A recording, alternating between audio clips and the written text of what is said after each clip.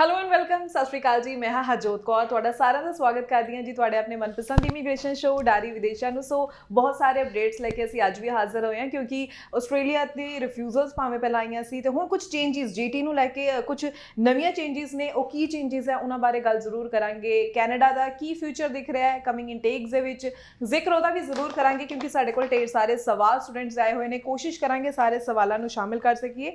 ਸੋ ਅੱਜ ਦੀ ਗੱਲਬਾਤ ਲਈ ਇੱਕ ਵਾਰ ਫਿਰ ਤੋਂ ਸਾਡੇ ਨਾਲ ਸ਼ੋਅ ਵਿੱਚ ਮੌਜੂਦ ਨੇ ਜੀ ESS global immigration so visa expert mister Rohit Sethi ji. ਬਹੁਤ ਬਹੁਤ ਸਵਾਗਤ ਹੈ ਸਰ। ਸਤਿ ਸ਼੍ਰੀ ਅਕਾਲ। ਥੈਂਕ ਯੂ ਵੈਰੀ ਮਚ ਜੀ। ਸਾਡੇ ਨਾਲ ਜੁੜੇ ਸਾਰੇ ਦਰਸ਼ਕਾਂ ਨੂੰ ਮੇਰੇ ਵੱਲੋਂ ਤੇ ESS ਦੀ ਪੂਰੀ ਟੀਮ ਵੱਲੋਂ ਪਿਆਰ ਭਰਿਆ ਸਤਿ ਸ਼੍ਰੀ ਅਕਾਲ। ਸਰ ਆਸਟ੍ਰੇਲੀਆ ਤੋਂ ਹੀ ਸ਼ੁਰੂਆਤ ਕਰਾਂਗੇ। ਹਾਲਾਂਕਿ ਚਲੋ ਰਿਫਿਊਜ਼ਲਸ ਪਹਿਲਾਂ ਆਈਆਂ, ਸੋ ਜੋ ਸਮਾਂ ਬੀਤ ਗਿਆ ਉਹਦੀ ਆਪਾਂ ਗੱਲ ਨਾ ਕਰਕੇ ਅੱਗੋਂ ਦੀ ਗੱਲ ਕਰੀਏ, ਤਾਂ ਕਿ ਸਟੂਡੈਂਟਸ ਹੋਰ ਕਿਵੇਂ ਵਧੀਆ ਢੰਗ ਦੇ ਨਾਲ ਆਪਣੀ ਫਾਈਲ ਜੋ ਹੈ ਰਿਪਰੈਜ਼ੈਂਟ ਕਰਵਾ ਸਕਣ ਐਮਬੈਸੀ ਵਿੱਚ। GT ਨੂੰ ਲੈ ਕੇ ਜੋ ਚੇਂਜਸ ਦੀ ਗੱਲ ਕੀਤੀ ਜਾ ਰਹੀ ਹੈ ਬਿਕੋਜ਼ ਆਫ ਰਿਫਿਊਜ਼ਲਸ, ਕਿਸ ਤਰ੍ਹਾਂ ਦੇ ਚੇਂਜਸ ਨੇ, ਕਦੋਂ ਤੋਂ ਇਹ ਸ਼ੁਰੂ ਹੋਣ ਵਾਲੇ ਨੇ ਤੇ ਸਟੂਡੈਂਟਸ ਨੂੰ ਕਿਹਨਾਂ ਗੱਲਾਂ ਦਾ ਹੁਣ ਧਿਆਨ ਰੱਖਣਾ ਚਾਹੀਦਾ ਹੈ? ਦੇਖੋ, ਕਾਫੀ ਦੇਰ ਪਹਿਲਾਂ ਨਾ ਇੱਕ ਕਿਤਾਬ ਪੜ੍ਹੀ ਸੀਗੀ, ਉਹਦੇ ਵਿੱਚ ਇੱਕ ਸਟਾਰਟਿੰਗ ਹੀ ਕਿਵੇਂ ਹੁੰਦੀ ਸੀ ਵੀ ਹਰ ਕੋਈ ਤੂਫਾਨ ਤੁਹਾਨੂੰ ਉਜਾੜਨ ਨਹੀਂ ਆਉਂਦਾ, ਕੁਝ ਤੂਫਾਨ ਤੁਹਾਡਾ ਰਸਤਾ ਸਾਫ਼ ਕਰਨ ਵੀ ਆਉਂਦੇ ਨੇ। ਤਾਂ ਉਹ GT ਦੇ ਜਿਹੜੇ ਰਿਫਿਊਜ਼ਲ ਆਸਟ੍ਰੇਲੀਆ ਨੇ ਪਿਛਲੇ 1.5 ਮਹੀਨੇ ਦਿੱਤੇ, ਮਤਲਬ ਰਿਕਾਰਡ ਬ੍ਰੇਕਿੰਗ ਰਿਫਿਊਜ਼ਲ ਸੀਗੇ, ਇੱਕੋ ਪੈਰਾਮੀਟਰਸ ਦੇ ਉੱਤੇ, ਇੱਕੋ ਕਲੌਜ਼ ਦੇ ਉੱਤੇ। ਜਿਸ ਤਰ੍ਹਾਂ ਆਟੋ ਗ੍ਰਾਂਟ ਆਉਂਦੇ ਸੀਗੇ ਉਸ ਤਰ੍ਹਾਂ ਆਟੋ ਰਿਫਿਊਜ਼ਲ ਵੀ ਆਏ ਜੀ। ਖੈਰ ਉਸ ਤੋਂ ਬਾਅਦ ਆਸਟ੍ਰੇਲੀਅਨ ਗਵਰਨਮੈਂਟ ਔਰ ਆਸਟ੍ਰੇਲੀਅਨ ਹਾਈ ਕਮਿਸ਼ਨ ਨੇ ਆਪਣੇ ਵੈਬਸਾਈਟ ਦੇ ਉੱਤੇ ਇੱਕ GT ਦਾ ਇੱਕ ਨਵਾਂ ਅਪਡੇਟ ਜਿਹੜਾ ਉੱਥੇ ਅਵੇਲੇਬਲ ਹੁੰਦਾ ਸੀਗਾ ਉਹਨੂੰ ਹੋਰ ਸਟ੍ਰੀਮਲਾਈਨ ਕਰਤਾ। ਹੁਣ ਜੇ ਇਹਦੀ ਟ੍ਰਾਂਸਲੇਸ਼ਨ ਜੇ ਆਪਾਂ ਕਰੀਏ ਤੇ ਨੈਰੋ ਡਾਊਨ ਕਰੀਏ, ਇੱਕ ਟ੍ਰਾਂਸਲੇਸ਼ਨ ਇਹ ਆਏਗੀ, ਇਹ ਤਾਂ ਕੁਝ ਮੰਗਦੇ ਹੀ ਨਹੀਂ ਪਏ, ਕਾਗਜ਼ ਤਾਂ ਇਹ ਮੰਗਦੇ ਨਹੀਂ ਹੈ, ਤੇ ਫਿਰ ਰਿਫਿਊਜ਼ਲ ਕਿਉਂ ਕਰ ਦਿੰਦੇ ਨੇ ਵਿਦਆਊਟ ਕਾਗਜ਼ਾਂ ਤੇ। ਬੜਾ ਕਲੀਅਰ ਕੱਟ ਇਹਨਾਂ ਨੇ ਵਿੱਚ ਲਿਖਤਾ, ਜਿਹੜਾ ਮਿਨਿਸਟਰੀਅਲ ਡਾਇਰੈਕਸ਼ਨ 69 ਹੈਗੀ ਹੈ ਜੀ, ਓਨਸ ਜਾਂ ਜ਼ਿੰਮੇਵਾਰੀ ਜਿਹੜੀ ਹੈਗੀ ਹੈ ਉਹ ਐਪਲੀਕੈਂਟ ਦੀ ਹੈਗੀ ਹੈ ਵੀਜ਼ਾ ਆਫਿਸਰ ਨੂੰ ਕਨਵਿੰਸ ਕਰਨਾ ਕਿ ਉਹ ਜੈਨੂਇਨ ਸਟੂਡੈਂਟ ਕਿਵੇਂ ਹੈ। Visa officer under law is not oblige ਬੱਚਿਆਂ ਦੇ ਪਿੱਛੇ ਪਿੱਛੇ ਭੱਜੇ ਵੀ ਤੁਸੀਂ ਮੈਨੂੰ ਆਹ ਕਾਗਜ਼ ਦਿਓ ਜਾਂ ਫਲਾਣੇ ਕਾਗਜ਼ ਦਿਓ। ਉਹਦੀ ਇੱਛਾ ਹੋਏਗੀ ਤੁਹਾਡੇ ਤੋਂ ਕਾਗਜ਼ ਮੰਗਣਾ, ਬਟ ਉਹਦੇ ਲਾਅ ਦੇ ਵਿੱਚ ਉਹਨੂੰ ਫੁੱਲ ਪਾਵਰ ਤੇ ਫਰੀडम ਦਿੱਤੀ ਗਈ ਹੈ ਵੀ ਉਹ ਬਿਨਾਂ ਕਾਗਜ਼ ਮੰਗੇ ਹੀ ਤੁਹਾਡਾ ਵੀਜ਼ਾ ਰਿਜੈਕਟ ਜਾਂ ਅਪਰੂਵ ਕਰ ਸਕਦਾ ਹੈਗਾ। ਹੁਣ ਜੇ ਓਨਸ ਐਪਲੀਕੈਂਟ ਵਾਲੇ ਪਾਸੇ ਆ ਗਿਆ, ਜਿਹਦੇ ਨਾਲ ਉਹ ਕੰਸਲਟੈਂਟ ਨੂੰ ਸਲਾਹ ਕਰਕੇ ਆਪਣੀ ਫਾਈਲ ਦਿੰਦਾ ਹੈ, ਕਿਉਂਕਿ ਆਸਟ੍ਰੇਲੀਆ ਟੈਕਨੀਕਲ ਹੈਗਾ ਟੋਟਲ ਦਾ ਟੋਟਲ। ਹੁਣ ਇਹਦੇ ਵਿੱਚ ਉਹਨਾਂ ਨੇ ਬੜਾ ਕਲੀਅਰਲੀ ਲਿਖਿਆ, which I want to read. ਉਹ ਕਹਿੰਦੇ ਐਵੀਡੈਂਸ ਜਿਹੜੇ ਤੁਸੀਂ ਫਾਈਲ 'ਚ ਲਾਣੇ ਨੇ, previous study, academic transcript showing qualification achieved, name of the education provider, length of study, certificate of attainment, ਤੁਸੀਂ ਡਿਗਰੀ ਡਿਪਲੋਮਾ ਕੀ ਲਿੱਤਾ, ਇਹ ਸਾਰੇ ਕਾਗਜ਼ ਜਾਣੇ ਆ ਤੇ ਹਜੇ ਜਾਂਦੇ ਵੀ ਹੈਗੇ ਆ। However gap in previous study, this is something ਜਿਹਦੀ ਟ੍ਰਾਂਸਲੇਸ਼ਨ ਬਹੁਤ ਜ਼ਿਆਦਾ ਪਰਫੈਕਸ਼ਨ ਦੀ ਲੋੜ ਹੋਏਗੀ। Reason why there is a gap in your studies including where you did not maintain enrolment. ਉਹ ਆਪਣਾ ਸਾਲ ਦਾ ਪੀਰੀਅਡ ਐਕਸਪਲੇਨ ਕਰੋ ਜਦ ਤੁਸੀਂ ਐਜ਼ ਅ ਸਟੂਡੈਂਟ ਨਹੀਂ ਸੀਗੇ। ਉਹ ਤੁਹਾਡਾ ਚਾਹੇ ਵਰਕ ਐਕਸਪੀਰੀਅੰਸ ਹੈ, ਚਾਹੇ ਤੁਹਾਡੇ ਆਇਲਸ ਦੀ ਪ੍ਰਿਪਰੇਸ਼ਨ ਹੈ, ਚਾਹੇ ਤੁਹਾਡੇ PT ਦਾ ਟੈਸਟ ਹੈ, ਤੁਸੀਂ ਆਇਲਸ 2 ਵਾਰ ਕੀਤਾ ਹੈਗਾ, ਉਹਨਾਂ ਨੂੰ ਡੇਟ ਟੂ ਡੇਟ ਅਪਡੇਸ਼ਨ ਚਾਹੀਦੀ ਹੈਗੀ ਹੈ। ਸੀ ਬੀਇੰਗ ਏ ਸਟੂਡੈਂਟ, ਅੱਜ ਜੇ ਸਟੂਡੈਂਟ 2 ਤਰ੍ਹਾਂ ਦੇ ਹੁੰਦੇ ਨੇ ਸਾਡੇ ਇੰਡਸਟਰੀ ਦੇ ਵਿੱਚ। ਪਹਿਲਾ ਜੈਨੂਇਨ ਬੱਚਾ, ਜੈਨੂਇਨ ਤੋਂ ਮੇਰਾ ਭਾਵ ਹੈ ਜਿਹਦੀ ਪੜ੍ਹਾਈ ਚੱਲਦੀ ਪਈ ਹੈ ਤੇ ਉਹ ਅਪਗ੍ਰੇਡੇਸ਼ਨ ਵਾਸਤੇ ਉੱਥੇ ਜਾਂਦਾ ਪਿਆ। ਦੂਸਰਾ ਉਹ ਸਟੂਡੈਂਟ ਹੁੰਦਾ ਜਿਹੜਾ ਪੜ੍ਹਾਈ ਆਪਣੀ ਖਤਮ ਕਰਕੇ 8-10 ਸਾਲ ਜਾਂ 7 ਸਾਲ ਜਾਂ 5 ਸਾਲ ਕੰਮ ਕਰਦਾ, ਉਹ ਦੁਬਾਰਾ ਪੜ੍ਹਾਈ ਦਾ ਵਿਚਾਰ ਬਣਾਉਂਦਾ ਕਿਸੇ ਕਾਰਨਾਂ ਕਰਕੇ, ਚਾਹੇ ਉਹਦੇ ਬੈਕਗਰਾਊਂਡ ਤੇ ਸੈਟਲਮੈਂਟ ਚੱਲਦੀ ਪਈ ਹੈ। ਬਟ ਜਦ ਤੁਸੀਂ ਸਟੂਡੈਂਟ ਵੀਜ਼ਾ ਸਬ ਕਲਾਸ 500 ਦੀ ਗੱਲ ਕਰਦੇ ਹੋ, ਜਿਹਦੇ ਵਿੱਚ ਤੁਸੀਂ ਆਪਣਾ ਐਪਲੀਕੇਸ਼ਨ ਲਾਉਂਦੇ ਹੋ, ਤੁਸੀਂ ਉਹ ਰੂਲ ਦੇ ਹੇਠਾਂ ਹੀ ਅਪਲਾਈ ਕਰੋਗੇ ਤੇ ਉਹ ਰੂਲ ਦੇ ਹੇਠਾਂ ਹੀ ਵੀਜ਼ਾ ਲੱਗੂਗਾ। ਇਹ ਐਗਜ਼ਾਮਪਲ ਪ੍ਰੈਕਟੀਕਲ ਜਿਹੜੀ ਸਟੋਰੀ ਹੈ, 2 ਕੇਸਿਸ ਤੁਹਾਨੂੰ ਇੱਥੇ ਡਿਸਕਸ ਕਰਦਾ। ਪਹਿਲਾ ਬੱਚਾ ਜਿਹਨੇ ਸਿੰਪਲ ਇੱਥੇ BSc IT ਕੀਤੀ ਹੈ, ਉਹ MIT ਵਾਸਤੇ ਜਾ ਰਿਹਾ, masters of information technology, perfect case ਹੈ, ਕੋਈ ਪ੍ਰੋਬਲਮ ਨਹੀਂ ਹੈਗਾ। ਦੂਸਰਾ ਸਟੂਡੈਂਟ ਜਿਹਨੇ ਆਪਣੀ BCA ਜਾਂ BSc IT ਕਰਕੇ ਇੱਥੇ 3 ਜਾਂ 4 ਸਾਲ ਕੰਪਿਊਟਰ ਪ੍ਰੋਗਰਾਮਰ ਦਾ ਉਹਨੇ ਐਕਸਪੀਰੀਅੰਸ ਲਿੱਤਾ, ਉਸ ਤੋਂ ਬਾਅਦ MIT ਦੀ ਡਿਗਰੀ ਜਾ ਰਿਹਾ ਸੇਮ ਯੂਨੀਵਰਸਿਟੀ। ਹੁਣ look at the visa officer perspective, ਜਿਸ ਤਰੀਕੇ ਨਾਲ ਤੁਸੀਂ TV ਦੇ ਪਰਲੇ ਪਾਸੇ ਸਾਨੂੰ ਦੇਖਦੇ ਪਏ ਹੋ, ਇਹ ਹੈਗੇ ਹੈ ਵਿਦ ਐਕਸਪੀਰੀਅੰਸ, ਮੈਂ ਹੈਗਾ ਵਿਦਆਊਟ ਐਕਸਪੀਰੀਅੰਸ, ਸੇਮ ਕਲਾਸ 'ਚ ਬੈਠੇ ਹੋਏ ਸੇਮ ਚੀਜ਼ ਪੜ੍ਹਦੇ ਪਏ ਹੈ। ਕੀ ਇਹ ਵੀਜ਼ਾ ਆਫਿਸਰ ਨੂੰ ਠੀਕ ਲੱਗੇਗੀ ਵੀ ਇੱਕ ਤਰੀਕੇ ਨਾਲ ਜੇ ਮੈਂ ਅੱਜ ਆਪਣਾ 4 ਸਾਲ ਦਾ ਐਕਸਪੀਰੀਅੰਸ ਮਿੱਟੀ ਕਰਤਾ? ਬਿਲਕੁਲ ਬਿਲਕੁਲ। I am sitting with a person ਜਿਹੜਾ ਫਰੈਸ਼ਰ ਹੈਗਾ, ਹੁਣ ਉਹ GT ਹੋਏਗਾ ਕਿ ਨਹੀਂ ਹੋਏਗਾ ਆਪ ਸੋਚੋ। ਮੈਂ GT ਹੈ ਵਿਦਆਊਟ ਐਕਸਪੀਰੀਅੰਸ, ਮੈਂ with experience non GT automatically ਹੋ ਜਾਣਗੇ ਤੇ ਉਹਦੇ ਹੇਠਾਂ ਉਹਨੇ ਵੀਜ਼ਾ ਰਿਜੈਕਟ ਕਰ ਦੇਣਾ ਹੈ। ਓਕੇ ਤਾਂ ਜਿਹੜੀ ਤੁਹਾਡੀ ਪ੍ਰੋਫਾਈਲਿੰਗ ਹੈ ਨਾ, ਇਹ ਸਭ ਤੋਂ ਪਹਿਲਾਂ ਸਟਾਰਟ ਹੁੰਦੀ ਹੈ ਕੋਰਸ ਸਿਲੈਕਸ਼ਨ ਤੋਂ। ਬਿਲਕੁਲ ਉਹਦੇ ਬਾਰੇ ਉਹਨੇ ਬੜੀ ਵਧੀਆ ਲਾਈਨ ਲਿਖੀ ਹੈ ਜੀਟੀ ਦੇ ਵਿੱਚ, ਹਾਊ ਵੀ ਅਸੈਸ ਜੀਟੀ, ਬੜਾ ਹੈਡਰ ਹੈਗਾ। ਕਹਿੰਦਾ GT requirement is used to make sure the student visa program is assessed as intended। ਜਿਸ ਤਰੀਕੇ ਨਾਲ ਸਟੂਡੈਂਟ ਵੀਜ਼ਾ ਪ੍ਰੋਗਰਾਮ ਬਣਾਇਆ ਗਿਆ ਹੈ ਵੀ ਤੁਸੀਂ ਪੜ੍ਹਨ ਆਣਾ ਹੈ, ਪੜ੍ਹਨ ਤੋਂ ਬਾਅਦ ਉੱਥੇ ਪੋਸਟ ਗ੍ਰੈਜੂਏਟ ਵਰਕ ਪਰਮਿਟ ਦਾ ਮਾਣ ਲੈਣਾ ਹੈ, ਸਵਾਦ ਲੈਣਾ ਹੈ, ਐਕਸਪੀਰੀਅੰਸ ਲੈਣਾ ਹੈ, ਇਹ ਉੱਥੇ ਹੀ ਖਤਮ ਹੋ ਜਾਂਦਾ ਹੈ student visa program. The student visa program is not a way for international student to maintain ongoing residency in Australia।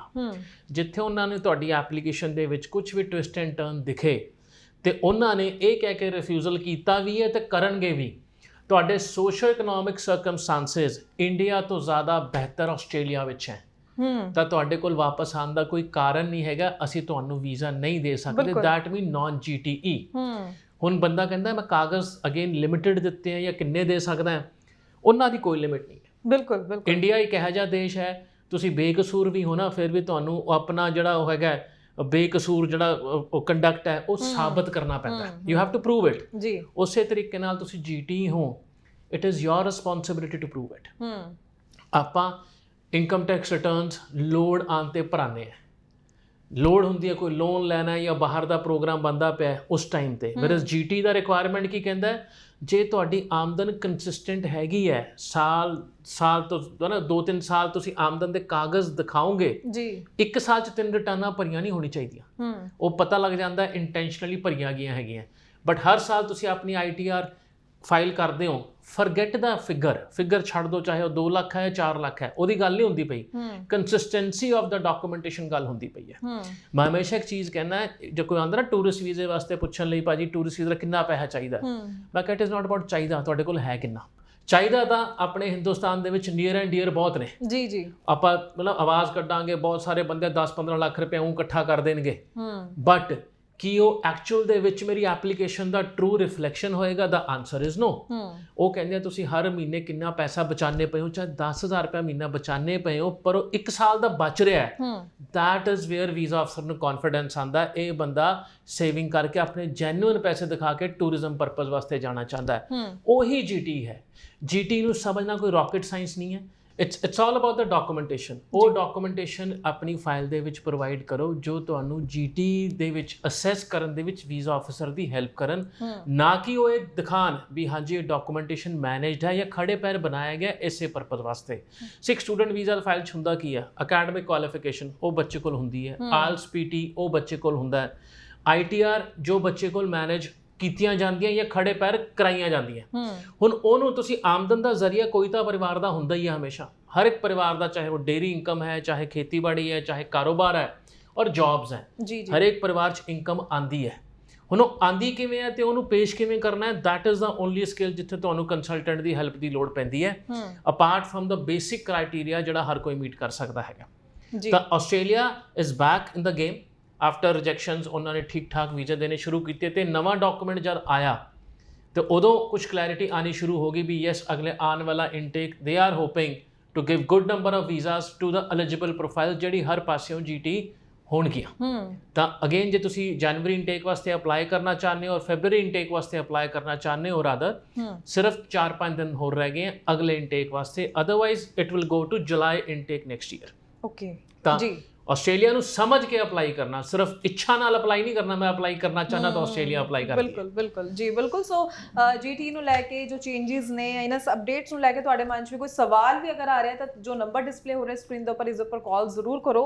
ESS global immigration the team ਤੁਹਾਨੂੰ ਵਧੀਆ ਗਾਈਡੈਂਸ ਦੇਗੀ ਤੇ ਆਪਣੇ ਸਵਾਲਾਂ ਦਾ ਜਵਾਬ ਤੁਸੀਂ ਇੱਥੇ ਲੈ ਸਕਦੇ ਹੋ। ਨਾਲ ਦੀ ਨਾਲ ਐਡਰੈਸ ਡਿਟੇਲਸ ਵੀ ਜੋ ਹੈ ਸਕਰੋਲ ਦੇ ਵਿੱਚ ਚੱਲ ਰਹੀਆਂ ਨੇ, ਆਪਣੇ ਡਾਕੂਮੈਂਟਸ ਲੈ ਕੇ ਵੀ ਵਿਜ਼ਿਟ ਕਰੋ। ਡਾਕੂਮੈਂਟਸ ਦੇਖਣ ਤੋਂ ਬਾਅਦ, ਅਸੈਸਮੈਂਟ ਕਰਨ ਤੋਂ ਬਾਅਦ ਹੀ ਤੁਹਾਨੂੰ ਸਹੀ ਢੰਗ ਨਾਲ ਗਾਈਡ ਕੀਤਾ ਜਾ ਸਕਦਾ। ਸੋ ਇਹਨਾਂ ਚੇਂਜਸ ਦੀ ਨਾਲ ਅਗਰ ਆਪਾਂ ਅਪਡੇਟਸ ਦੀ ਗੱਲ ਕਰਦੀ, ਕਦੋਂ ਤੋਂ ਇਸ ਦੇ ਅਕੋਰਡਿੰਗਲੀ ਜੋ ਹੁਣ ਫਾਈਲਿੰਗ ਹੋ ਰਹੀ ਹੈ ਇਸੀ ਦੇ ਅਕੋਰਡਿੰਗਲੀ ਅੱਗੋਂ ਹੋਏਗੀ ਹੁਣ ਸਾਰੀ ਫਾਈਲਿੰਗ? ਡੈਫੀਨਿਟਲੀ ਮੈਮ, ਦੇਖੋ ਉਹਨਾਂ ਨੇ ਆਪਣਾ ਰਿਸਪੌਂਸਿਬਿਲਿਟੀ ਪੂਰੀ ਕਰਤੀ। ਜਿਹੜਾ ਇੱਕ ਹਨੇਰਾ ਜਿਹਾ ਛਾਇਆ ਸੀਗਾ ਕੰਸਲਟੈਂਟ ਜਾਂ ਸਟੂਡੈਂਟਸ ਅੱਗੇ ਸਾਡੀ ਵੀਜ਼ਾ ਨੂੰ ਰਿਫਿਊਜ਼ ਕਿਉਂ ਕੀਤਾ ਜਾ ਰਿਹਾ ਹੈ, ਨਵੀਂ ਚੈੱਕਲਿਸਟ ਆਉਣ ਨਾਲ ਉਹਨਾਂ ਨੇ ਆਪਣੀ ਰਿਸਪੌਂਸਿਬਿਲਿਟੀ ਪੂਰੀ ਕਰ ਲਈ। ਓਕੇ, ਹੁਣ as a consultant or as a student I think ਆਪਣੀ ਰਿਸਪੌਂਸਿਬਿਲਿਟੀ ਰਹਿ ਜਾਂਦੀ ਹੈ ਔਰ ਚੈੱਕਲਿਸਟ ਦੇ ਕਿੰਨਾ ਕਰੀਬ ਹੋ ਕੇ ਫਾਈਲ ਲਾਈ ਜਾ ਰਹੀ ਹੈ। ਬਿਲਕੁਲ। ਤਾਂ ਉਹ ਜਿੰਨੀ ਜਲਦੀ ਉਸ ਤਰੀਕੇ ਨਾਲ ਫਾਈਲਾਂ ਆਣਗੀਆਂ ਉਨੀ ਜਲਦੀ ਵੀਜ਼ੇ ਗ੍ਰਾਂਟ ਹੋਣਗੇ।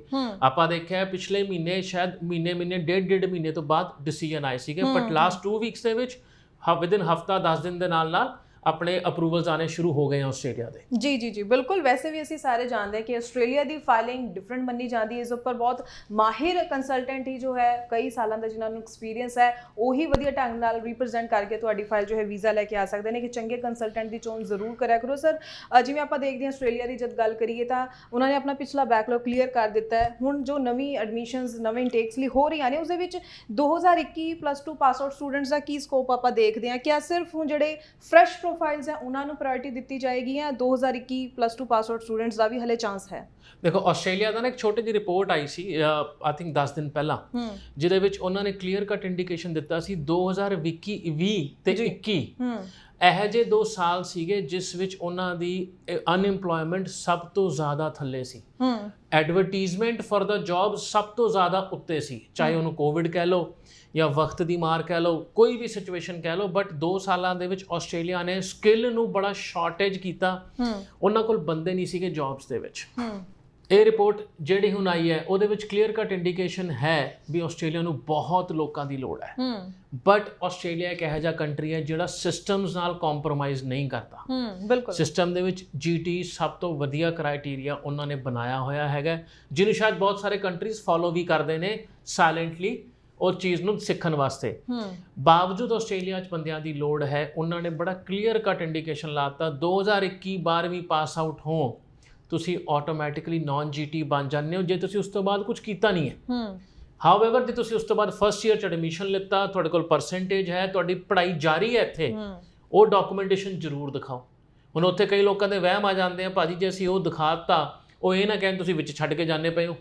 ਬਿਲਕੁਲ। ਉਹਨਾਂ ਦਾ ਕੋਈ ਕੰਸਰਨ ਨਹੀਂ ਹੈ ਇਹ। ਐਸ ਲੌਂਗ ਐਸ ਤੁਹਾਡੇ ਕੋਲ ਰੀਜ਼ਨ ਹੈ ਤੇ ਤੁਸੀਂ ਉਹਨੂੰ ਐਕਸਪਲੇਨ ਕਰ ਸਕਦੇ ਹੋ ਜਿਹੜੀ ਪੜ੍ਹਾਈ ਕਰਦੇ ਪਏ ਹੋ ਉਹ ਕਿਸ ਤਰੀਕੇ ਨਾਲ ਤੁਹਾਡੀ ਗੋਲਸ ਦੇ ਵਿੱਚ ਗੋਲ ਦੇ ਨੂੰ ਅਚੀਵ ਨਹੀਂ ਕਰਨਗੀਆਂ ਜਾਂ ਦੂਰ ਕਰ ਦੇਣਗੀਆਂ ਗੋਲ ਨੂੰ। They will understand that. ਇਹ ਕਿੰਨੀ ਵਾਰ ਹੋਇਆ ਆਪਾਂ ਕੋਈ ਵੀ ਪ੍ਰੋਗਰਾਮ ਸ਼ੁਰੂ ਕਰਦੇ ਹਾਂ ਤੇ ਸਾਲ ਬਾਅਦ ਜਾਂ 1.5 ਸਾਲ ਬਾਅਦ ਜਾਂ 6 ਮਹੀਨਿਆਂ 'ਚ ਪਤਾ ਲੱਗ ਜਾਂਦਾ ਮੇਰੇ ਬਸ ਦਾ ਨਹੀਂ ਹੈਗਾ, I should do something else. ਜਾਂ ਹੁਣ ਟ੍ਰੈਂਡ ਕਿਸੇ ਹੋਰ ਚੀਜ਼ ਦਾ ਆ ਗਿਆ, I should do something else just to avoid wasting of time. ਅੱਜ ਦੇ ਐਜੂਕੇਸ਼ਨ ਸਿਸਟਮ ਨੂੰ, ਅੱਜ ਦੇ ਰੈਗੂਲੇਸ਼ਨਸ ਨੂੰ ਕਾਈਂਡਲੀ 5 ਸਾਲ ਦੇ ਰੈਗੂਲੇਸ਼ਨ ਨਾਲ ਕੰਪੇਅਰ ਨਾ ਕਰੋ ਕਿਉਂਕਿ ਉਹ ਟਾਈਮ ਅਲੱਗ ਸੀਗਾ, ਇਹ ਟਾਈਮ ਅਲੱਗ ਹੈ। ਅੱਜ ਦੀ ਜਿਹੜੀ ਭਰਤੀ ਆਸਟ੍ਰੇਲੀਅਨ ਯੂਨੀਵਰਸਿਟੀ 'ਚ ਹੁੰਦੀ ਪਈ ਹੈ ਉਹ ਅਗਲੇ 5 ਸਾਲਾਂ ਦੀ ਜੌਬ ਰਿਕੁਆਇਰਮੈਂਟ ਨੂੰ ਦੇਖ ਕੇ ਹੁੰਦੀ ਪਈ ਹੈ।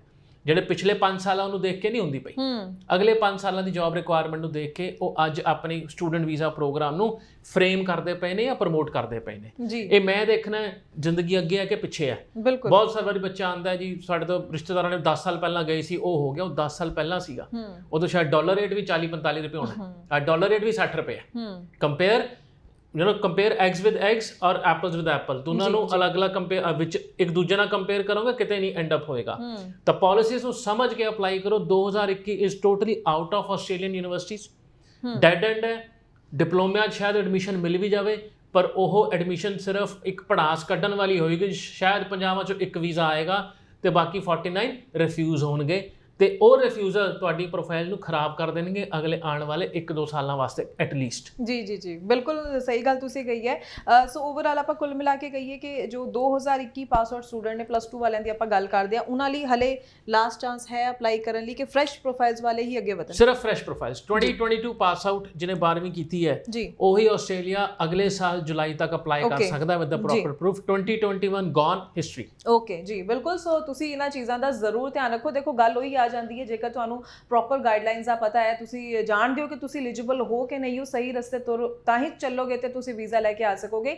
ਚੰਗਾ ਕੰਸਲਟੈਂਟ ਹੀ ਤੁਹਾਨੂੰ ਇਹਨਾਂ ਸਾਰੀਆਂ ਚੀਜ਼ਾਂ ਤੋਂ ਅਵੇਅਰ ਕਰਵਾਉਂਦੇ ਹੋਏ ਸਹੀ ਜਗ੍ਹਾ ਤੁਹਾਡੀ ਫਾਈਲ ਜੋ ਹੈ ਅਪਲਾਈ ਕਰਵਾ ਸਕਦੇ ਨੇ। ਕੋਈ ਹੋਰ ਸਵਾਲ ਹੋਵੇ ਲਗਾਤਾਰ ਮੈਂ ਕਹਿ ਰਹੀ ਹਾਂ ਨੰਬਰ ਜਿਹੜਾ ਡਿਸਪਲੇ ਹੈ ਸਕਰੀਨ ਦੇ ਉੱਪਰ ਇਹਨੂੰ ਨੋਟ ਕਰ ਲਓ, ਇਸ ਦੇ ਉੱਪਰ ਕਾਲ ਕਰਕੇ ਹੋਰ ਜਾਣਕਾਰੀ ਜ਼ਰੂਰ ਲੈ ਸਕਦੇ ਹੋ। ESS ਗਲੋਬਲ ਇਮੀਗ੍ਰੇਸ਼ਨ ਦੀ ਟੀਮ ਤੁਹਾਡੇ ਨਾਲ ਰਾਬਤਾ ਕਾਇਮ ਕਰੇਗੀ। ਸਹੀ ਸਮੇਂ ਤੇ ਸਹੀ ਸਲਾਹ ਦੇ ਨਾਲ ਅੱਗੇ ਵਧੋਗੇ ਤਾਂ ਜ਼ਿੰਦਗੀ ਵਿੱਚ ਹਮੇਸ਼ਾ ਚੜ੍ਹਦੀ ਕਲਾ ਵਿੱਚ ਹੀ ਰਹੋਗੇ। ਸੋ ਆਪਾਂ ਗੱਲ ਹੁਣ ਕੈਨੇਡਾ ਦੀ ਵੀ ਕਰ ਲਈਏ। ਸਵਾਲ ਉਸ ਨੂੰ ਲੈ ਕੇ ਵੀ ਬਹੁਤ ਜ਼ਿਆਦਾ ਹੈ। ਜਿਵੇਂ ਆਪਾਂ ਲੇਟੈਸਟ ਅਪਡੇਟਸ ਦੀ ਕੁਝ ਚਿਰ ਪਹਿਲਾਂ ਗੱਲ ਕਰੀਏ ਤਾਂ ਕੈਨੇਡਾ ਵੱਲੋਂ ਜੋ ਹੈ ਇਮੀਗ੍ਰੇਸ਼ਨ ਕੋਟੇ ਨੂੰ ਜੋ ਹੈ ਵਧਾਉਣ ਦੀ ਗੱਲ ਕੀਤੀ ਜਾ ਰਹੀ ਹੈ, ਤਾਂ ਇਸ ਸਭ ਨੂੰ ਲੈ ਕੇ ਕੀ ਲੱਗਦਾ ਕਿ ਸਟੱਡੀ ਵੀਜ਼ਾ ਦੇ ਉੱਪਰ ਵੀ ਕੁਝ ਇਫੈਕਟ ਪਏਗਾ, ਫਾਈਲਸ ਵਧਣਗੀਆਂ, ਕਿਸ ਤਰ੍ਹਾਂ ਦੇ ਰਿਜ਼ਲਟਸ ਰਹਿਣਗੇ, ਜਾਂ ਸਟੂਡੈਂਟ ਵੀਜ਼ਾ ਵਾਲਿਆਂ ਨੂੰ ਹੀ ਜ਼ਿਆਦਾ ਪ੍ਰੈਫਰੈਂਸ ਮਿਲੇਗੀ ਅੱਗੋਂ? ਦੇਖੋ, ਜਦ ਅਸੀਂ ਦੇਖਿਆ ਕੈਨੇਡਾ ਦਾ ਰਿਜੈਕਸ਼ਨ ਆਂਦਾ ਹੈ ਜੀ, ਸਾਨੂੰ ਇਹ ਲੱਗਦਾ ਕਿ ਸ਼ਾਇਦ ਕੈਨੇਡਾ ਘੱਟ ਪਪੂਲਰ ਹੋਣਾ ਸ਼ੁਰੂ ਹੋ ਜਾਊਗਾ, ਪਰ ਉਸੇ ਤੇਜ਼ੀ ਨਾਲ ਵਾਪਸ ਆਉਂਦਾ ਹੈ। ਬਿਲਕੁਲ, ਉਹ ਇੱਕ ਉਹ ਕਹਿੰਦੇ ਨਾ ਨੈਵਰ ਡਾਈ ਐਟੀਟਿਊਡ, ਉਹ ਸ਼ਾਇਦ ਕੈਨੇਡਾ ਦੇ ਐਪਲੀਕੈਂਟਸ ਵਿੱਚ ਦੇਖਣ ਨੂੰ ਮਿਲਦਾ ਹੈ ਜੀ। ਹੁਣ ਉਹ ਜਿਹੜਾ ਇਹਨਾਂ ਦੇ ਅਨਾਉਂਸਮੈਂਟ ਹੋਈ ਹੈ, ਕੋਟਾ 5 ਲੱਖ ਦਾ ਇਹਨਾਂ ਨੇ ਕਰਤਾ ਇਮੀਗ੍ਰੇਸ਼ਨ ਦਾ, ਸਭ ਤੋਂ ਜ਼ਿਆਦਾ ਐਡਵਾਂਟੇਜ ਕੈਨੇਡੀਅਨ ਐਕਸਪੀਰੀਅੰਸ ਕਲਾਸ ਨੂੰ ਮਿਲਦੀ ਹੈ ਉਸ ਪਾਰਟਿਕੂਲਰ ਸੈਕਸ਼ਨ ਦੇ ਵਿੱਚ। ਕੈਨੇਡੀਅਨ ਐਕਸਪੀਰੀਅੰਸ ਕਲਾਸ ਬੇਸਿਕਲੀ ਉਹ ਐਪਲੀਕੈਂਟ ਹੁੰਦੇ ਨੇ ਜਿਹੜੇ ਉਸ ਮੌਕੇ ਤੇ ਕੈਨੇਡਾ ਵਿੱਚ ਮੌਜੂਦ ਨੇ ਔਨ ਸ਼ੋਰ ਜੀ ਜੀ। ਹੁਣ ਉਹਦਾ ਸਭ ਤੋਂ ਕੈਨੇਡੀਅਨ ਐਕਸਪੀਰੀਅੰਸ ਕਲਾਸ ਦਾ ਸਭ ਤੋਂ ਵੱਡਾ ਸੈਗਮੈਂਟ ਸਟੂਡੈਂਟ ਹੈਗਾ। ਜੇ ਅੱਜ 5 ਲੱਖ ਚੋਂ 3 ਲੱਖ, ਮੈਂ ਐਗਜ਼ਾਮਪਲ ਦੇ ਰਿਹਾ ਜੀ ਜੀ, 3 ਲੱਖ ਬੰਦਾ ਉੱਥੇ ਕੈਨੇਡੀਅਨ ਐਕਸਪੀਰੀਅੰਸ ਕਲਾਸ 'ਚ ਪੱਕਾ ਹੋਏਗਾ, ਤਾਂ 3 ਲੱਖ ਚੋਂ ਘੱਟੋ ਘੱਟ 2-2.5 ਲੱਖ ਸਟੂਡੈਂਟ ਹੋਏਗਾ। ਤਾਂ ਇਹ ਫਿਗਰ ਜਾਂ ਐਨਾਲਿਸਿਸ ਨੂੰ ਦੇਖਦੇ ਹੋਏ ਪਿਛਲੇ 4-5 ਸਾਲਾਂ ਦੇ ਸਟੂਡੈਂਟ ਵੀਜ਼ਾ ਪ੍ਰੋਗਰਾਮ ਹੋਰ ਡਬਲ ਮਲਟੀਪਲਾਈ ਹੋਣਾ ਸ਼ੁਰੂ ਹੋ ਗਿਆ ਕੈਨੇਡਾ ਵਿੱਚ। ਕੈਨੇਡੀਅਨ ਇੰਸਟੀਚਿਊਟ ਅੱਜ ਦੀ ਡੇਟ ਦੇ ਵਿੱਚ ਅਗਲੇ ਸੈਪਟੈਂਬਰ ਦੀ ਭਰਤੀ ਕਰਦੇ ਪਏ ਆ। ਅਗਲੇ ਸੈਪਟੈਂਬਰ ਦੀ ਫਾਈਲਾਂ ਐਮਬੈਸੀ ਲੱਗਦੀਆਂ ਪਈਆਂ ਨੇ, ਅਗਲੇ ਸੈਪਟੈਂਬਰ ਵਾਸਤੇ ਫੀਸਾਂ ਜਮ੍ਹਾਂ ਹੁੰਦੀਆਂ ਪਈਆਂ ਨੇ, ਕਿਉਂਕਿ ਟਾਈਮ ਕੈਨੇਡਾ ਸ਼ਾਇਦ ਸਾਡੀ ਐਜ਼ ਇੰਡੀਅਨ ਪਲੈਨਿੰਗ ਤੋਂ 1 ਸਾਲ ਅੱਗੇ ਚੱਲਦਾ ਪਿਆ। ਅੱਜ ਕੈਨੇਡਾ, ਜੇ ਅੱਜ ਮੈਂ 2012ਵੀਂ +2 ਪਾਸ ਕੀਤੀ ਹੈ ਨਾ, ਇਸ ਸਾਲ ਤਾਂ ਮੈਂ ਅਗਲੇ ਸੈਪਟੈਂਬਰ ਦੀ ਐਡਮਿਸ਼ਨ ਲੈ ਕੇ ਬੈਠ ਚੁੱਕਿਆ ਹਾਂ। ਵੱਡੇ ਵੱਡੇ ਕਾਲਜ ਆਲਮੋਸਟ 50 to 70% ਪ੍ਰੋਗਰਾਮ ਦੇ ਵਿੱਚ ਸੀਟਾਂ ਭਰ ਚੁੱਕੀਆਂ ਨੇ। ਯੂ ਵਿਲ ਬੀ ਲੱਕੀ ਜੇ ਅਗਲੇ 1-1.5 ਮਹੀਨੇ ਤੁਹਾਨੂੰ ਕੈਨੇਡਾ ਸੈਪਟੈਂਬਰ ਦੇ ਵਿੱਚ ਸੀਟ ਮਿਲ ਜਾਂਦੀ ਹੈ ਤੁਹਾਡੇ ਰਿਲੇਟਡ ਪ੍ਰੋਗਰਾਮ ਦੇ ਵਿੱਚ। ਸੀਟ ਕੋਈ ਨਾ ਕੋਈ ਦਵਾਈ ਦੇਗਾ ABC ਪ੍ਰੋਗਰਾਮ ਦੇ ਵਿੱਚ, ਰਿਲੇਟਡ ਪ੍ਰੋਗਰਾਮ ਦੇ ਵਿੱਚ ਗੱਲ ਕਰ ਰਿਹਾ ਮੈਂ। ਤੇ Canada is back in the game with the big bang. ਅੱਜ ਦੇ ਡੇਟ ਦੇ ਵਿੱਚ ਜੇ ਮੈਂ ਸਟੂਡੈਂਟ ਹੋਵਾਂ ਤੇ ਮੇਰੇ 6 ਬੈਂਡ ਈਚ ਹੋਣ, ਫਰੈਸ਼ ਪਾਸ ਆਊਟ ਹੋਵਾਂ ਜਾਂ 1 ਸਾਲ ਪਹਿਲਾਂ ਪਾਸ ਆਊਟ ਹੋਵਾਂ, ਤਾਂ ਮੇਰੀ ਬਾਏ ਫਾਰ ਪਹਿਲੀ ਚੋਇਸ ਕੈਨੇਡਾ ਹੀ ਹੋਏਗੀ। ਬਿਲਕੁਲ, ਤੇ ਕੋਈ ਗਲਤ ਨਹੀਂ ਹੈ, ਕਿਉਂਕਿ ਆਪਾਂ ਪੈਸਾ ਲਾ ਰਹੇ ਹਾਂ ਸੈਟਲਮੈਂਟ ਵਾਸਤੇ। ਸੈਟਲਮੈਂਟ ਡਿਊਰਿੰਗ ਦਾ ਪ੍ਰੋਸੈਸ ਕੀ ਚੈਲੰਜ ਆਣਗੇ ਉਹ ਹਰ ਦੇਸ਼ ਤੇ ਵੱਖਰੇ ਹੁੰਦੇ ਨੇ, ਤੇ ਚੋਇਸ ਵੱਖਰੀ ਹੁੰਦੀ ਹੈ। ਤੇ ਜਿੱਥੇ ਕੈਨੇਡਾ ਤੋਂ ਬੰਦਾ ਹਾਰ ਜਾਂਦਾ ਵੀ ਨਹੀਂ ਹੋ ਰਿਹਾ, ਦੈਨ ਦੇ ਸਵਿਚ ਟੂ ਅਦਰ ਕੰਟਰੀਜ਼, ਪਰ ਉਹਦੇ ਵਾਸਤੇ ਆਪਸ਼ਨ ਘੱਟ ਜਾਂਦੀਆਂ ਨੇ। ਪਰ Canada by far top in the list. September ਮੈਂ ਸਰਪ੍ਰਾਈਜ਼ ਨਹੀਂ ਹੋਵਾਂਗਾ ਜੇ ਜਨਵਰੀ ਦੇ ਵਿੱਚ, ਅਗਲੇ ਜਨਵਰੀ ਦੇ ਇਨਰੋਲਮੈਂਟਾਂ ਸ਼ੁਰੂ ਹੋ ਜਾਣਗੀਆਂ 2024 ਦੀਆਂ। ਬਿਲਕੁਲ ਬਿਲਕੁਲ। ਸੋ ਇਸ ਲਈ ਕੈਨੇਡਾ ਵਿੱਚ ਹਮੇਸ਼ਾ ਹੀ ਰੁਝਾਨ ਜੋ ਹੈ ਸਟੂਡੈਂਟਸ ਦਾ ਲਗਾਤਾਰ ਬਣਿਆ ਹੀ ਰਹਿੰਦਾ, ਕਿਉਂਕਿ ਕੈਨੇਡਾ ਵੀ ਹਮੇਸ਼ਾ ਕੋਈ ਨਾ ਕੋਈ ਨਵੀਂ ਆਪਸ਼ਨ, ਨਵਾਂ ਅਪਡੇਟ ਐਵੇਂ ਦਾ ਦਿੰਦੇ ਆ ਕਿ ਜਿਸ ਨਾਲ ਰੁਝਾਨ ਬਣਦਾ ਹੈ ਤੇ ਬਣਨਾ ਜਾਇਜ਼ ਵੀ ਹੈ, ਕਿਉਂਕਿ ਫਸਟ ਪ੍ਰਾਇੋਰਟੀ ਹਮੇਸ਼ਾ ਹੀ ਕੈਨੇਡਾ ਰਹਿੰਦੀ ਹੀ ਹੈ। ਇਸ ਲਈ ਸਵਾਲ ਵੀ ਸਾਡੇ ਕੋਲ ਢੇਰ ਸਾਰੇ ਰਹਿੰਦੇ ਨੇ, ਪਰ ਸਟਿਲ ਹਲੇ ਵੀ ਸਟੂਡੈਂਟਸ ਦੇ ਮਨ ਵਿੱਚ ਸਵਾਲ ਆਇਲਸ ਸਕੋਰ ਨੂੰ ਲੈ ਕੇ ਕਿ ਓਵਰਆਲ 6 'ਚ 5.5 ਨੂੰ ਲੈ ਕੇ, ਕਿਉਂਕਿ ਕੁਝ ਕੰਸਲਟੈਂਟਸ ਇਹ ਸੁਜੈਸਟ ਕਰ ਦਿੰਦੇ ਨੇ ਕੋਈ ਗੱਲ ਨਹੀਂ 5.5 ਹੈ, ਤੁਸੀਂ ਅਪਲਾਈ ਕਰ ਦਿਓ, ਤੁਹਾਡਾ ਅਸੀਂ ਵੀਜ਼ਾ ਲੈ ਕੇ ਆਉਣ ਦੀ ਕੋਸ਼ਿਸ਼ ਕਰਾਂਗੇ, ਤੇ ਉਸੇ ਹੋਪ ਦੇ ਨਾਲ ਸਟੂਡੈਂਟਸ ਅਪਲਾਈ ਕਰਦੇ ਰਹਿੰਦੇ ਨੇ। ਬਟ ਆਪਾਂ ਵੀ ਜਿਵੇਂ ਟਾਈਮਲੀ ਜੋ ਹੈ ਸਟੂਡੈਂਟਸ ਨੂੰ ਅਵੇਅਰ ਕਰਦੇ ਰਹਿੰਦੇ, ਸੋ ਮੈਂ ਜ਼ਰੂਰ ਚਾਹੂੰਗੀ ਕਿ ਇਹ ਆਪਾਂ ਇੱਕ ਵਾਰ ਫਿਰ ਤੋਂ ਕਲੀਅਰ ਜ਼ਰੂਰ ਕਰੀਏ, ਤਾਂ ਕਿ ਸਟੂਡੈਂਟਸ ਜੇ ਪਹਿਲੀ ਵਾਰ ਵੀ ਸਾਡਾ ਸ਼ੋਅ ਵੇਖ ਰਹੇ ਨੇ, ਅੱਜ ਪਹਿਲੀ ਵਾਰ ਵੀ ਸਾਡੇ ਨਾਲ ਜੁੜੇ ਨੇ, ਉਹਨਾਂ ਦਾ ਵੀ ਮਾਈਂਡ ਕਲੀਅਰ ਹੋਵੇ। ਓਵਰਆਲ ਭਾਵੇਂ 6 ਨੇ, ਜੇ ਇੱਕ ਵਿੱਚ ਵੀ 5.5 ਹੈ, ਉਹਨਾਂ ਨੂੰ ਕੀ ਕਰਨਾ ਚਾਹੀਦਾ? ਦੇਖੋ, ਜਿਵੇਂ ਮੈਂ ਕਿਹਾ, ਜੇ ਤੁਹਾਡੇ ਕੋਲ ਆਪਣੇ ਨੇੜੇ ਤੇੜੇ ਗਵਾਂਢ ਵਿੱਚ, ਰਿਸ਼ਤੇਦਾਰੀ ਦੇ ਵਿੱਚ ਐਗਜ਼ਾਮਪਲ ਲੈਣਾ, 2-5.5 ਦਾ ਵੀਜ਼ਾ ਲੱਗਿਆ, 1-5.5 ਦਾ ਵੀਜ਼ਾ ਲੱਗਿਆ, ਉਹ ਲੱਗ ਗਿਆ, ਉਹ ਪਹੁੰਚ ਗਿਆ, ਠੀਕ ਹੈ। ਪਾਲਿਸੀਆਂ ਬਦਲ ਗਈਆਂ, ਪਾਲਿਸੀਆਂ ਨਾਲ ਰਸ਼ ਬਦਲ ਗਿਆ, ਨੰਬਰ ਆਫ ਐਪਲੀਕੈਂਟ ਬਦਲ ਗਏ। ਜਦ 1-5.5 ਦੇ ਵੀਜ਼ੇ ਲੱਗਦੇ ਸੀ, ਸ਼ਾਇਦ ਇੱਥੋਂ 1.5-2 ਲੱਖ ਐਪਲੀਕੇਸ਼ਨਾਂ ਜਾਂਦੀਆਂ ਸੀਗੀਆਂ, ਹੁਣ 10-10 12-12 ਲੱਖ ਐਪਲੀਕੇਸ਼ਨਾਂ ਜਾਂਦੀਆਂ ਨੇ, ਤੇ ਉਹ 12 ਲੱਖ ਚੋਂ ਆਲਮੋਸਟ 70-80% 6 ਬੈਂਡ ਈਚ ਵਾਲੀਆਂ ਨੇ। ਉਹਨਾਂ ਨੇ ਉਸੇ ਤੋਂ ਹੀ ਆਪਣੇ ਕੋਟੇ ਪੂਰੇ ਕਰ ਲੈਣੇ, ਉਹਨਾਂ ਨੇ 1-5.5 ਵਾਲੇ ਪਾਸੇ ਦੇਖਣਾ ਹੀ ਨਹੀਂ ਹੈ। ਕੋਸ਼ਿਸ਼ ਜਾਂ ਵੀਜ਼ਾ ਅਪਲਾਈ ਕਰਨਾ ਤੁਸੀਂ ਵਿਦਆਊਟ ਆਇਲਸ ਵੀ ਕਰ ਸਕਦੇ ਹੋ। ਵੀਜ਼ਾ ਅਪਲਾਈ ਕਰਨ ਲਈ ਤੁਹਾਨੂੰ ਆਇਲਸ ਨਹੀਂ ਚਾਹੀਦਾ ਜੀ, ਤੁਹਾਨੂੰ ਕੋਈ ਵੀ ABC ਕਾਲਜ LOA ਦੇ ਦਿੰਦਾ। LOA ਮਿਲ ਗਿਆ ਤੁਹਾਡੇ ਕੋਲ, ਤੇ ਤੁਸੀਂ ਜਦ ਅੱਗੇ ਆਪਣੀ ਵੀਜ਼ਾ ਐਪਲੀਕੇਸ਼ਨ ਲਾ ਦਿੰਦੇ ਹੋ, ਵੀਜ਼ਾ ਆਣਾ ਨਹੀਂ ਆਣਾ ਇਹ ਹਾਈ ਕਮਿਸ਼ਨ ਦੇ ਹੱਥ ਵਿੱਚ ਹੈ। ਬਟ ਜੇ ਲੌਜੀਕਲੀ ਪਾਲਿਸੀ ਦੇਖ ਕੇ ਚੱਲੀਏ, SDS has to be there in all aspects, highly recommended ji. ਹਰ ਕੋਈ ਇੱਕ ਵਰਡ ਕੋਸ਼ਿਸ਼, ਏਜੰਟ ਹੋ ਗਿਆ, ਸਟੂਡੈਂਟ ਹੋ ਗਿਆ, ਇਸੇ ਵਰਡ ਤੇ ਚੱਲਦਾ ਹੈ। ਕੋਸ਼ਿਸ਼ ਇਜ਼ ਇਕੁਅਲ ਟੂ ਕਿਸਮਤ ਇਨ 1-5.5 ਬੈਂਡ। ਜੇ 6 ਬੈਂਡ ਈਚ ਹੋਵੇ ਨਾ, ਉੱਥੇ ਕੋਸ਼ਿਸ਼ ਦਾ ਕੋਈ ਪਲੇਟਫਾਰਮ ਹੁੰਦਾ ਹੈ, ਕੁਝ ਫਾਊਂਡੇਸ਼ਨ ਹੁੰਦੀ ਹੈ ਜਿਹਦੇ ਉੱਤੇ ਤੁਹਾਡਾ ਕੇਸ ਬਣਦਾ ਹੈ। 1-5.5 ਤੇ ਪਾਵਰ ਆਫ ਅਰਦਾਸ, ਮੈਂ ਕਹਿੰਦਾ ਅਰਦਾਸ ਕਰੀ ਚੱਲੋ, ਉਹਦੇ ਪਾਵਰ ਤੇ ਵੀਜ਼ਾ ਆਣਾ। ਕੋਈ ਸਕਿੱਲ ਨਹੀਂ ਲੱਗਦਾ 1-5.5 ਤੇ ਵੀਜ਼ਾ ਲਵਾਉਣ ਵਾਸਤੇ। ਪ੍ਰਮੋਟ ਕਰਨ ਲਈ ਜਾਂ ਬੱਚੇ ਨੂੰ ਕਨਵਿੰਸ ਕਰਨ ਲਈ ਬਹੁਤ ਵਧੀਆ, ਕਿਉਂਕਿ ਬਹੁਤ ਸਾਰੀ ਜਨਤਾ ਹੈ 1-5.5 ਵਾਲੀ। ਬਿਲਕੁਲ ਬਿਲਕੁਲ। ਤੇ ਉਹਨੂੰ ਲੱਗਦਾ ਜਿਹਨੇ ਹਾਂ ਕਰਤੀ ਕੇਸ ਤਾਂ ਫੜਾਵਾਂ, ਬਾਅਦ ਚ ਦੇਖਾਂਗੇ। 1-5.5 ਇਜ਼ ਗੋਨ। ਜੇ ਆਪਣਾ ਤੁਸੀਂ ਉਹ ਕਰਨਾ ਹੈਗਾ apply, go to the country ਜਿੱਥੇ ਤੁਸੀਂ 3-4 ਵਾਰ ਹਿੰਮਤ ਮਾਰ ਚੁੱਕੇ ਹੋ, ਫਿਰ ਵੀ ਬੈਂਡ ਨਹੀਂ ਵੱਧਦੇ ਪਏ, ਉਹ ਕੰਟਰੀ ਅਪਲਾਈ ਕਰੋ ਜਿੱਥੇ ਤੁਸੀਂ ਐਲੀਜੀਬਲ ਹੁੰਦੇ ਹੋ, ਕਿਉਂਕਿ ਤੁਸੀਂ ਐਪਲੀਕੇਸ਼ਨ ਵੀਜ਼ਾ ਵਾਸਤੇ ਲਾਣੇ ਪਏ ਹੋ, ਪੜਾਸ ਕੱਢਣ ਵਾਸਤੇ ਨਹੀਂ ਲਾਉਂਦੇ ਪਏ ਬਿਲਕੁਲ ਵੀ ਮੈਂ ਅਪਲਾਈ ਕਰ ਰਿਹਾ ਬਾਕੀ ਦੇਖੀ ਜਾਊਗੀ। ਬਿਲਕੁਲ, ਯਾਨੀ ਆਪਾਂ ਇਹੀ ਕਹਿ ਸਕਦੇ ਹਾਂ ਇਨ ਸ਼ਾਰਟ ਕਿ ਐਸਡੀਐਸ ਵਾਲੇ ਹੀ ਜੋ ਹੈ ਕੈਨੇਡਾ ਲਈ ਅਪਲਾਈ ਕਰਨ ਜੀ। ਸੋ ਜਿਨ੍ਹਾਂ ਦੀ ਪ੍ਰੋਫਾਈਲ ਨਾਨ ਐਸਡੀਐਸ ਵਿੱਚ ਟੁਕਦੀ ਹੋ, ਅੱਛੀ ਹੋਰ ਆਪਸ਼ਨਸ ਵੀ ਕੰਟਰੀਜ਼ ਦੀ ਬਹੁਤ ਹੁੰਦੀਆਂ, ਤੁਸੀਂ ਰਾਈਟ ਆਪਸ਼ਨ ਜ਼ਰੂਰ ਦੇਖੋ, ਤੁਸੀਂ ਕਿੱਥੇ ਲਈ ਐਲੀਜੀਬਲ ਹੋ, ਹੋਰ ਆਪਸ਼ਨਸ ਵੱਲ ਜਾਓ ਤਾਂ ਕਿ ਰਿਫਿਊਜ਼ਲ ਫੇਸ ਨਾ ਕਰਨੀ ਪਵੇ। ਸਿਰਫ ਅਪਲਾਈ ਕਰਨਾ ਮਕਸਦ ਨਹੀਂ ਹੁੰਦਾ, ਅਸੀਂ ਬਾਰ-ਬਾਰ ਸ਼ੋਅ ਵਿੱਚ ਕਹਿੰਦੇ ਹਾਂ ਵੀਜ਼ਾ ਲੈ ਕੇ ਆਣਾ, ਉਸ ਦੇ ਲਈ ਸਹੀ ਰਾਹ ਤੇ ਜ਼ਰੂਰ ਤੁਰੋ। ਜਿਹੜੇ ਹੁਣ ਕੈਨੇਡਾ ਵਿੱਚ ਨਹੀਂ ਐਲੀਜੀਬਲ ਹੈ, ਆਪਾਂ ਯੂਕੇ ਦੀ ਜੇਕਰ ਗੱਲ ਕਰੀਏ, ਯੂਕੇ ਵਿੱਚ ਵੀ ਸਟੂਡੈਂਟਸ ਦੇ ਸਵਾਲ ਨੇ, ਆਫਰ ਲੈਟਰਸ ਨੂੰ ਲੈ ਕੇ ਸਵਾਲ ਹੈ ਕਿ ਹਲੇ ਵੀ ਡਿਲੇ ਚੱਲ ਰਿਹਾ, ਟਾਈਮਲੀ ਆ ਰਹੀਆਂ ਨੇ, ਜਾਂ ਕਿਹੜੇ ਇਨਟੇਕ ਲਈ ਹਲੇ ਵੀ ਸਟੂਡੈਂਟਸ ਅਪਲਾਈ ਕਰ ਸਕਦੇ ਆ? ਜਨਵਰੀ ਇਨਟੇਕ ਯੂਕੇ ਦਾ ਤਾਂ ਖੈਰ ਪਿਛਲੇ 10 ਦਿਨ ਤੋਂ ਹੀ ਓਵਰ ਹੋ ਚੁੱਕਿਆ ਜੀ। ਨਵੀਂ ਐਪਲੀਕੇਸ਼ਨਾਂ ਬੰਦ ਕਰ ਚੁੱਕੇ ਨੇ। ਮੋਸਟਲੀ ਯੂਨੀਵਰਸਿਟੀਜ਼ ਦੀ ਕੈਸ਼ ਦੀ ਡੈਡਲਾਈਨ 30 ਨਵੰਬਰ ਤੇ ਆ ਕੇ ਮੁੱਕ ਜਾਂਦੀ ਹੈ ਜੀ। ਉਸ ਤੋਂ ਪਹਿਲਾਂ ਇੰਟਰਵਿਊਜ਼ ਨੇ, ਡਿਪੋਜ਼ਿਟਸ ਐਂਡ ਸੋ ਮੈਨੀ ਥਿੰਗਸ ਜੀ। UK is going very well advance. ਸਭ ਨੂੰ ਇੱਕੋ ਡਰ ਸੀਗਾ ਨਵੀਂ ਸਰਕਾਰ ਨੇ ਆ ਕੇ ਕਿਤੇ ਜਿਹੜਾ ਸਪਾਊਸ ਦਾ ਰੌਲਾ ਪਿਆ ਸੀਗਾ ਉਹਨੂੰ ਬੰਦ ਨਾ ਕਰ ਦੇਣ ਜਾਂ ਕੁਝ ਬਦਲਾਵ ਨਾ ਕਰ ਦੇਣ। ਫਿਰ ਬੱਚਿਆਂ ਨੇ ਜਨਵਰੀ ਇਨਟੇਕ ਤਾਂ ਫਟਾਫਟ ਹੀ ਖਤਮ ਕੀਤਾ ਆਪਣਾ ਵੀ ਅਸੀਂ ਸਿਕਿਉਰ ਹੋ ਜਾਈਏ ਐਪਲੀਕੇਸ਼ਨ ਤੇ ਫਟਾਫਟ ਵੀਜ਼ਾ ਲੈ ਕੇ, ਕਿਉਂਕਿ ਇੱਕ ਵਾਰ ਵੀਜ਼ਾ ਆ ਗਿਆ ਉੱਥੇ ਚਲੇ ਗਏ ਫਿਰ ਉਹ ਪਾਲਿਸੀ ਇਹਨਾਂ ਤੇ ਲਾਗੂ ਨਹੀਂ ਹੁੰਦੀ। ਜੀ ਜੀ। ਨਵੀਂ ਪਾਲਿਸੀ ਜਦ ਆਏਗੀ ਜੇ ਆਏਗੀ ਤਾਂ ਕਿਉਂਕਿ ਉਹ ਸਪੈਕੂਲੇਸ਼ਨ ਹੀ ਹੈ, ਅਜ਼ੰਪਸ਼ਨ ਹੀ ਹੈ, ਇਸ ਤੋਂ ਉੱਪਰ ਕਿਸੇ ਦਾ ਕੋਈ ਸਭ ਆਪਣੀ ਆਪਣੀ ਟ੍ਰਾਂਸਲੇਸ਼ਨਾਂ ਦੱਸਦੇ ਪਏ ਨੇ, ਸ਼ਾਇਦ ਇਹ ਹੋ ਜਾਵੇ ਕਿਉਂਕਿ ਨਵੀਂ ਸਰਕਾਰ ਨੇ ਆ ਗੱਲਬਾਤ ਕੀਤੀ ਐਂਡ ਸੋ ਔਨ ਜੀ। ਹੁਣ ਯੂਕੇ ਦਾ ਅਗਲਾ ਇਨਟੇਕ ਮੇ ਇਨਟੇਕ ਹੈਗਾ ਅੰਡਰ ਗ੍ਰੈਜੂਏਟ ਐਪਲੀਕੈਂਟ ਵਾਸਤੇ। ਓਕੇ। ਹੁਣ ਉਹ ਐਪਲੀਕੈਂਟ ਜਿਹੜਾ ਅੰਡਰ ਗ੍ਰੈਜੂਏਟ ਹੈ, ਇਹ ਧਿਆਨ ਰੱਖਣਾ ਮੇ ਇਨਟੇਕ ਛੋਟਾ ਇਨਟੇਕ ਹੁੰਦਾ ਜਿਹਦੇ ਵਿੱਚ ਤੁਹਾਡਾ ਸਟੱਡੀ ਪੀਰੀਅਡ 1 ਸਾਲ ਤੋਂ ਘਟਾ ਕੇ ਕਿਤੇ 8 ਮਹੀਨਿਆਂ 6 ਮਹੀਨਿਆਂ 'ਚ ਕਰ ਦਿੱਤਾ ਜਾਂਦਾ। ਦੈਟ ਮੀਨ ਜਿਹੜੀ ਤੁਸੀਂ ਫੀਸ ਦਿੰਦੇ ਹੋ 13-14 ਹਜ਼ਾਰ ਪਾਉਂਡ ਦੀਆਂ, ਉਹ 1 ਸਾਲ ਦੀ ਬਜਾਏ 6 ਮਹੀਨੇ ਜਾਂ 8 ਮਹੀਨੇ 'ਚ ਖਤਮ ਹੋ ਜਾਂਦੀ ਹੈ। ਜੀ ਜੀ ਜੀ। ਤੁਸੀਂ ਯੂਕੇ ਦੀ ਪਲੈਨਿੰਗ ਕਰਕੇ ਚੱਲਣੀ ਹੈ।